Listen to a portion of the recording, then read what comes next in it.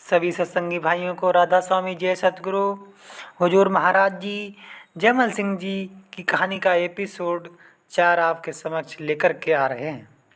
आप सभी अपना ढेर सारा प्यार बनाए रखें और सतगुरु से अपनी लगन लगाए रखें। कहानी को स्टार्ट करते हैं।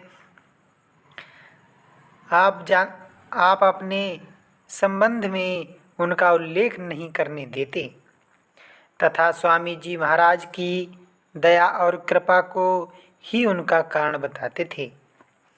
एक बार आप स्वामी जी महाराज के दर्शन के लिए शहर में आए और सत्संग की समाप्ति पर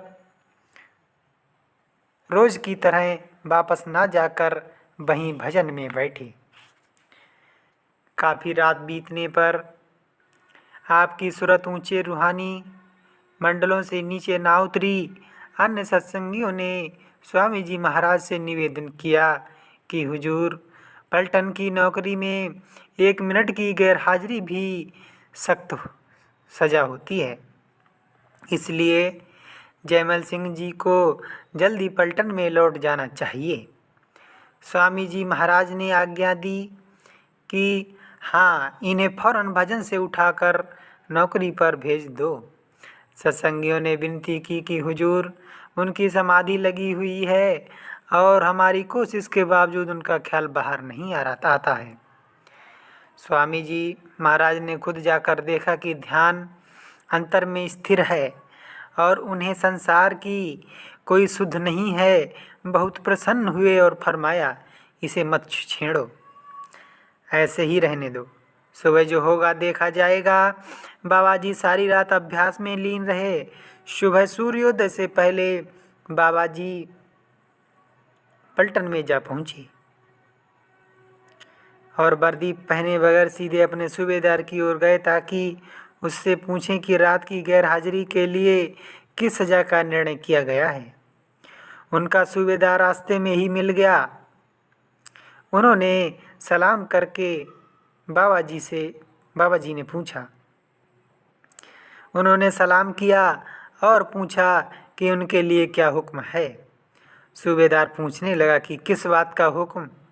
आपने कहा, रात भर गैर हाजिरी के लिए जो भी सज़ा तय हुई है उसे भुगतने के लिए तैयार हो। सूबेदार आश्चर्यचकित हो अपनी ओर देखने लगा और बोला, रात को तो तुमने मेरे साथ पूरी गश्त की और मैगजीन को ताला लगाकर चाबियां खुद मुझको दी।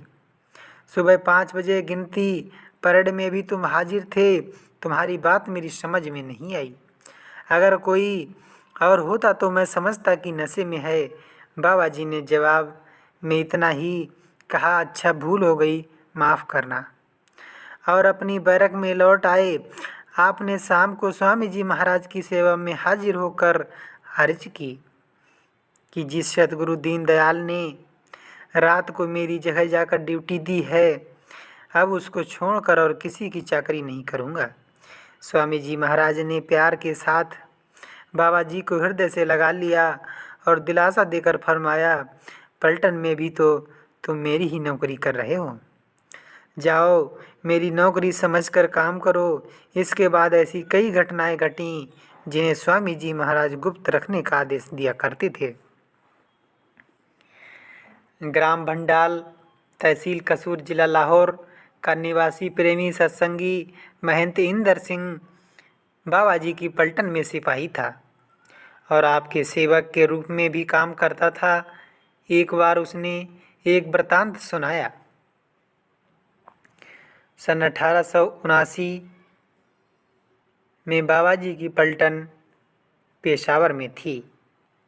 उस समय एक नए सूबेदार बदली होकर आपकी पलटन में आया। स्वभाव से वह बहुत क्रूर और क्रोधी था। बात बात में अपने मातहतों को गालियां देने लगता। कुछ ही दिनों में सिपाही उसके व्यवहार से परेशान हो गए। बाबा जी उन दिनों हवलदार थे और आपकी नेकी और बुजुर्गी सभी के दिलों में घर कर चुकी थी। सबने मिलकर आपकी सेवा में विनती करते हुए कहा, बाबा साहिब जयमल सिंह जी, इस नए सूबेदार के गाली गलौज और दुर्व्यवहार ने हमें परेशान कर दिया है। बात बात में लड़ना और बगैर कसूर क्वार्टर गार्ड देना इसके लिए मामूली बात है। इसने हमारी ज़िंदगी ही दूभर कर दी है। बाबा जी ने प्यार के साथ समझाया कि अवसर सभी तरह के आते रहते हैं। सब्र और बर्दाश्त से काम लेना चाहिए। सब दिन एक से नहीं होते हैं। अगले दिन की बात है।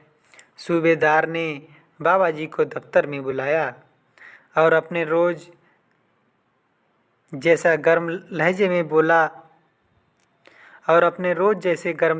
बोला, मैंने सुना है कि तुम मांस नहीं खाते हो। पलटन के दूसरे सिपाही भी तुम्हारी देखा देखी मांस खाना छोड़ रहे हैं। बाबा जी ने बड़ी नम्रता पूर्वक कहा, आप मांस खाने वाले से जिस बात में मेरा मुकाबला करा लें, जानवरों की हत्या और उनका मांस खाना बहुत बड़ा पाप है। बाबा जी ने सूबेदार को इसी प्रकार समझाने का प्रयास किया, परंतु सूबेदार गुस्से के साथ चिल्लाकर बोला, मैं बहस नहीं सुनना चाहता। यहाँ मेरा हुक्म चलेगा। आज शाम को जो मांस नहीं खाएगा उसे सख्त सज़ा दी जाएगी। बाबा जी ने कोई जवाब नहीं दिया, खामोशी के साथ अपनी बैरक में लौट आए। उसी शाम सूबेदार अपनी 2 पहिए वाली सिकरम, एक प्रकार की छोटी घोड़ा गाड़ी में बैठकर सैर के लिए निकला। अभी छावनी से थोड़ी ही दूर गया था कि उसकी गाड़ी उलट गई। उसे बहुत चोट आई। लोगों ने उसे बड़ी मुश्किल से गाड़ी में डालकर घर पहुंचाया। मिलिट्री डॉक्टर ने जांच की तो पता चला कि दाहिनी टांग और कमर की हड्डियां टूट गई हैं। डॉक्टर ने टांग को खपच्चियों से बांध दिया और छोटे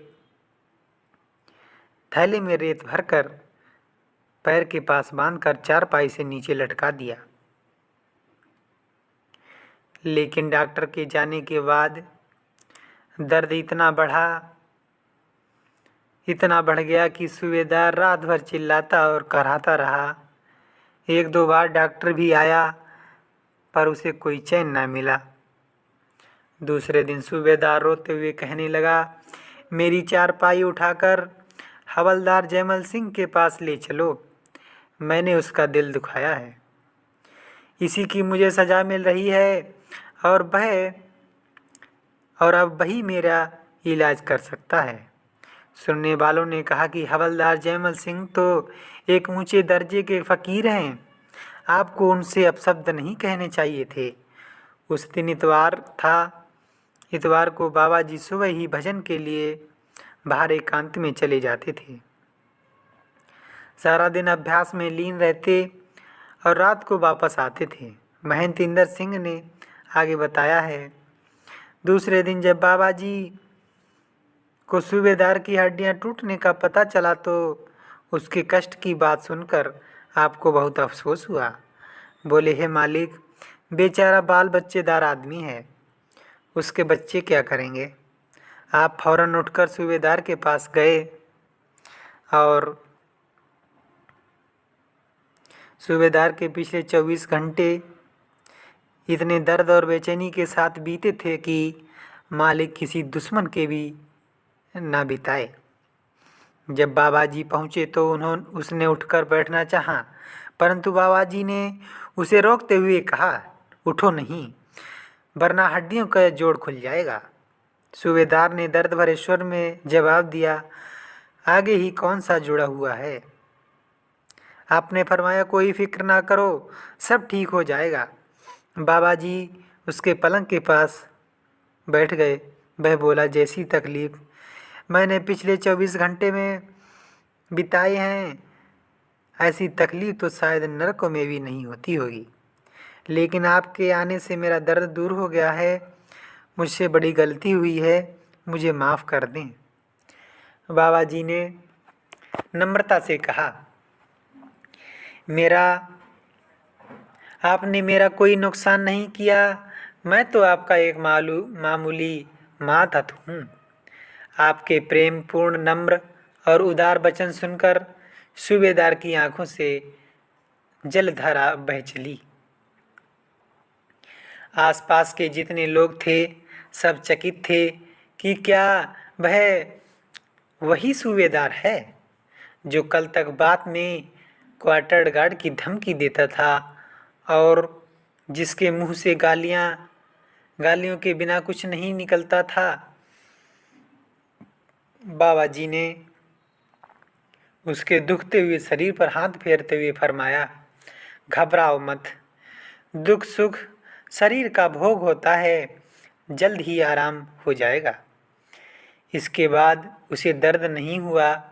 3 महीने में उसकी हड्डियां जुड़ गईं और धीरे धीरे उसने अपना काम संभाल लिया।